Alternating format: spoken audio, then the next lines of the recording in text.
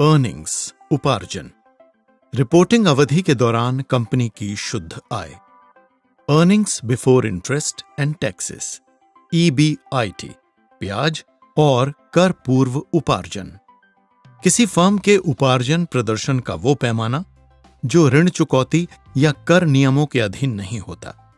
इसकी गणना बेची गई वस्तुओं की लागत और आम खर्चों में से राजस्व घटाने के बाद की जाती है। Earnings before interest, taxes, depreciation and amortisation EBITDA, ब्याज, कर, मूल्य ह्रास एवं परिशोधन से पहले का उपार्जन। इसे ऑपरेटिंग कैश फ्लो के नाम से भी जाना जाता है। EBITDA की गणना बिक्री लागत और परिचालन व्यय को राजस्व में से घटाकर की जाती है।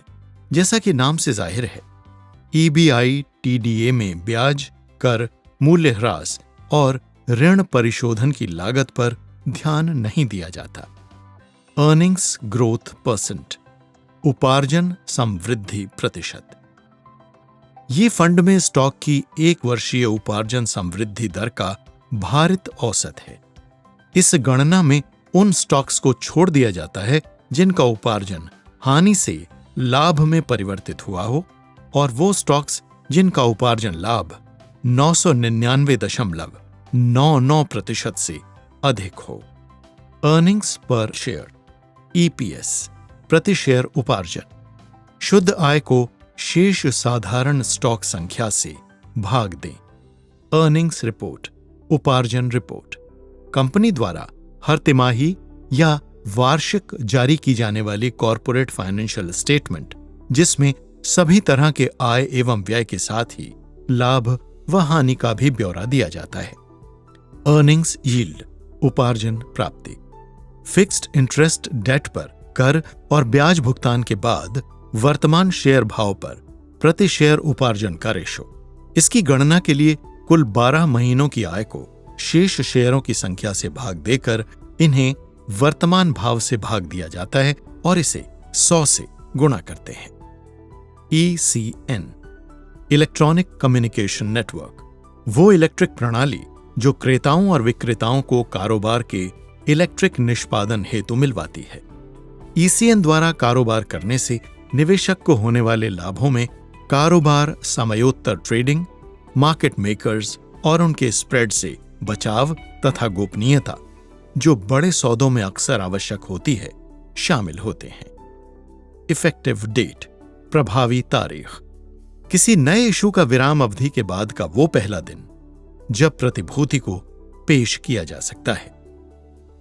एंडोर्समेंट, परांकन, स्टॉक सर्टिफिकेट या चेक जैसे किसी परक्राम्य लिखत नेगोशिएबल इंस्ट्रूमेंट के पीछे हुए हस्ताक्षर जो आगे लिखे नाम से मिलते हों, जिससे वो दस्तावेज परक्राम्य हो जाता है। इक्विपमेंट ट्रस्ट बॉन्ड्स, उपकरण न्यास बॉन्ड्स, कुछ कॉरपोरेशनों द्वारा जारी किए डेट इंस्ट्रूमेंट जो विमान, लोकोमोटिव या मालवाहक कारों जैसे उपकरणों द्वारा समर्थित होते हैं। इक्विटी, किसी कंपनी में साधारण या अधिमानित स्टॉक के रूप में आम शेयरधारकों के मालिकाना हक का परिमाण। इक्विटी इनकम फंड्स, वो म्यूचुअल फंड्स जो उन बड़ी कंपनियों के स्टॉक पर केंद्रित रहते हैं जो अधिक लाभांश देती हों। इक्विटी ऑप्शंस, एक ऑप्शंस अनुबंध जो धारक को स्टॉक में से विनिर्दिष्ट संख्या में शेयरों को विनिर्दिष्ट भाव पर विनिर्दिष्ट समयावधि से पहले खरीदने या बेचने का अधिकार देता है।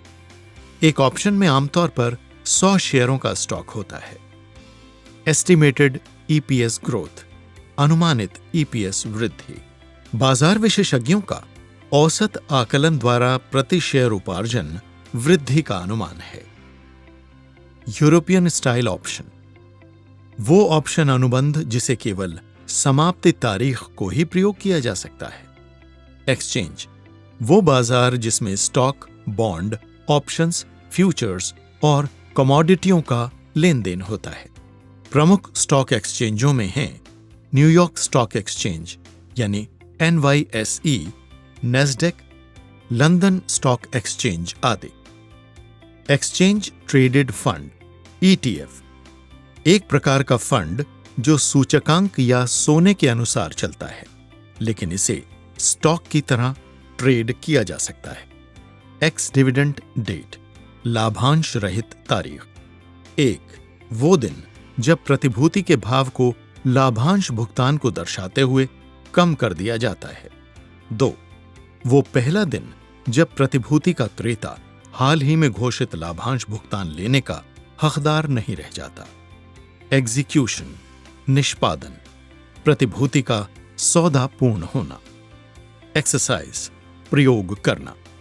ऑप्शन धारक का अपनी प्रतिभूति को खरीदने, कॉल ऑप्शन या बेचने, पुट ऑप्शन का अधिकार प्रयोग करना। एक्सरसाइज प्राइस, प्रयोग मूल्य, वो स्वीकृत प्रति शेयर भाव जिस पर धारक और ऑप्शन कॉन्ट्रैक्ट राइटर के बीच आधारभूत आस्ति का सौदा होता है। इसे स्ट्राइक्स प्राइस यानी नियत भाव भी कहा जाता है।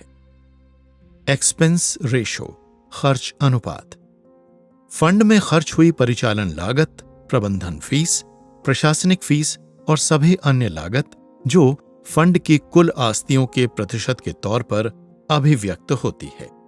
एक्सपायरेशन, समापन, वो दिन जब ऑप्शन अनुबंध अमान्य हो जाता है। एक्सपायरेशन साइकिल, समापन चक्र, वो त्रैमासिक चक्र जिसमें किसी प्रतिभूति, विशेष प्रतिभूति का ऑप्शन समाप्त होता है। ऑप्शंस इन 3 चक्रों में से किसी एक में हो सकते हैं। जनवरी चक्र, जनवरी, अप्रैल, जुलाई, अक्टूबर। फरवरी चक्र, फरवरी, मई, अगस्त, नवंबर या मार्च चक्र, मार्च, जून, सितंबर, दिसंबर। एक्सपायरेशन डेट, समापन तारीख, वो अंतिम दिन जब ऑप्शन को अमेरिकन स्टाइल ऑप्शन के तौर पर प्रयोग किया जा सकता है। यूरोपियन ऑप्शंस में केवल इसी तारीख को ऑप्शन का प्रयोग किया जा सकता है।